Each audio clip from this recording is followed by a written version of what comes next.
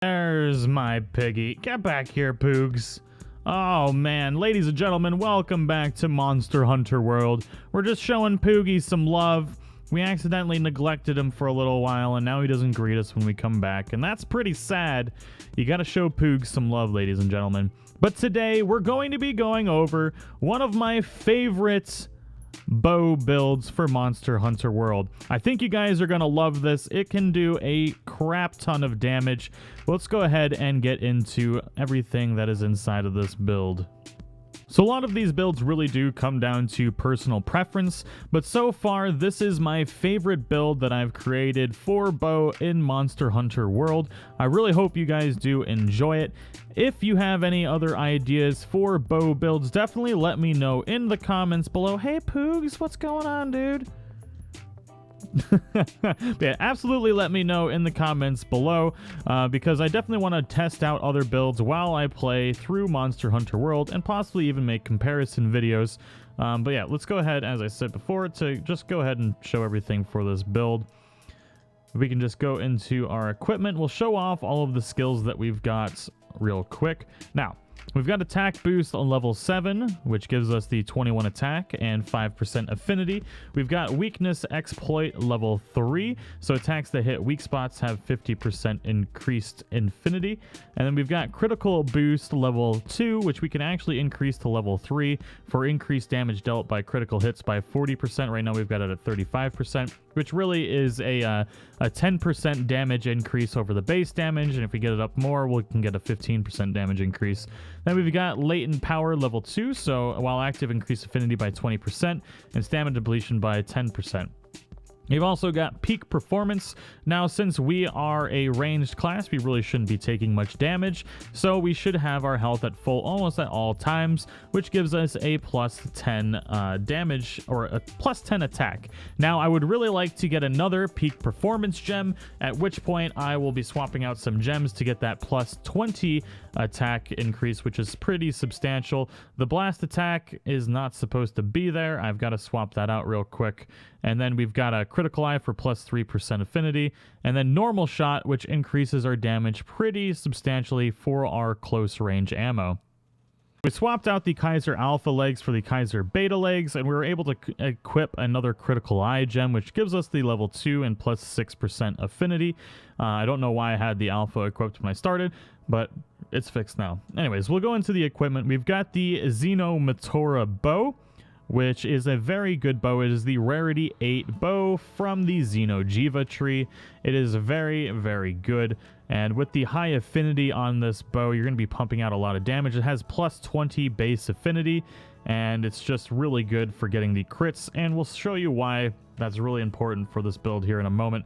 I've also got the Attack 3 charm, the Vitality Mantle, which I like because since we're using the specific gems for peak performance, we really want to keep that plus 10 attack at all times if possible, so the Vitality Mantle will really help with that. Now, I really like the high crit in this build, and we are using the critical boost in here, which, since we're critting so much, this critical boost really does amp up our damage across the board for the build. Now, we are using the Dragon King eye patch for weakness exploit level 2. And we've also got gemmed into that, which is Critical Eye. I'm not sure why we've got it gemmed into there, but it is. There is another slightly different build that you can use if you so desire. You can really swap this out for the Strategist Spectacles to increase your Critical Eye, and swap a couple other things up. We'll go over that in a little bit, but there's a reason why we're going with this build, because of the gem slots that we're allowed to have on it. Now, so we've got the Dobermail Beta, and in the Dobermail Beta, we've also got the Critical Boost gem, which increases our damage from critical hits by 5%. And then it also gives us the attack boost too. We've got the Kaiser Vambraces Beta. We also have a critical boost gem in there. And then we get the 1 extra point of the weakness exploit, which puts us at level 3. Then we've got the Nergigante Coil Beta. And we've got a peak performance gem in there, which gives us the plus 5 attack on top of the already plus 6 attack that we get from it. So we get a plus 11 attack just from that piece right there. Then we've got the Kaiser Greaves Beta with latent power and then a critical eye gemmed into there as well. Now we'll go ahead and go into our decorations, which we have fully done. Now we've got 4-shot Jewel 3 inside of the bow. And then we've got the other peak performance gem in there as well, which gives us the plus 10 attack. Now, if we get another peak performance gem or a flawless Jewel 2, I'm going to put it into the Dragon King eye patch, which is why I wanted the extra gem slot. Unfortunately, I haven't been able to get one yet, but eventually I will. And we've got critical Jewel, flawless Jewel, and then the expert Jewel equipped. Now you can move this around a little bit, but we'll go ahead and show you the damage with the stuff that we've got going and why it's such a good combination. Alright, so let's get into how much damage this is doing with everything that we've got equipped. So first shot 22, 23, and you'll see just how much we crit. It is pretty crazy. So let's get an actual series going here, and you guys can see how much it is. If I talk, it's gonna just ruin it.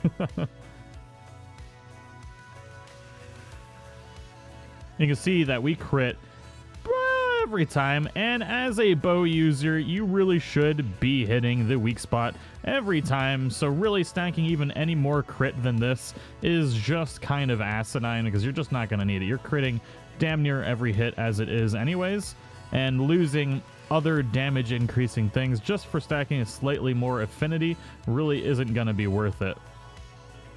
But yeah, it's a very, very good set. And we'll go ahead and get into some actual gameplay with it here in a second. But we'll go ahead and show what it's like without the actual flawless gems, as well as the normal shot. Or not the normal shot. Is it normal shot? Yeah, it is normal shot. Just to show you the damage increase that we're getting from this stuff here. I'll just equip earplugs in here. Handicraft. We'll get rid of this stuff here, the critical jewels, because some of you might want to stack some expert jewels to increase your affinity, but you'll see that you really don't need it, obviously. And we have tenderizer jewel. We don't need any more of those. We'll put KO jewels in here just to get rid of them real quick. Which actually the stun power might be nice for smashing things in the face. Anyways, we'll go ahead and do this. And now you'll see that we're doing quite a bit less damage, but nothing too crazy. But it will add up pretty fast when you're having all of these other things on top of it. It just does a ton of damage, especially with Dragon Piercer. Oh my goodness, can you pump out some insane numbers with Dragon Piercer with this build?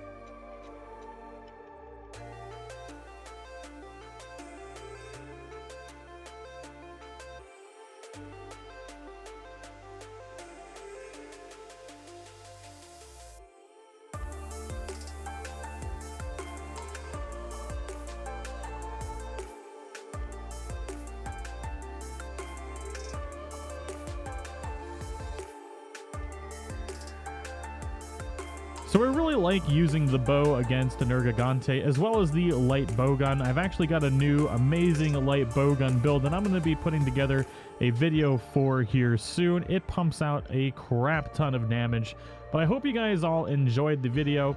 That was not the best bow gameplay in the world. I did mess up a couple of the combos, but it happens, especially when you're sleep deprived. But I hope you guys all enjoyed it, and let me know what you think of the build and what you would add or take away from the build if you so desire. I'm really curious to see what other people are putting into here. Now, I know Marathon Runner would be pretty good for using the bow as well, just for the stamina depletion whole issue that we've got going on. But otherwise, this is a very high damage build, and it'll be good for those fights that involve a lot of movement, where you're not going to be just firing upon it 24/7 anyways. But anyways, I hope you all enjoyed it.